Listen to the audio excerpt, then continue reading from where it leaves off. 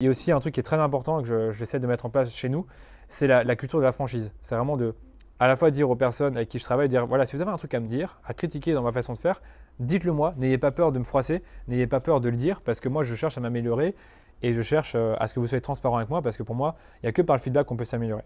Et dans le livre, en fait, ils expliquent que les gens chez Netflix étaient parfois abasourdis de se dire de voir qu'il y avait des gens qui critiquaient ouvertement le manager quand il faisait une présentation devant 100 personnes, parce que bon, les présentations, c'était pas devant 10, 15 personnes, c'était devant toute une assemblée.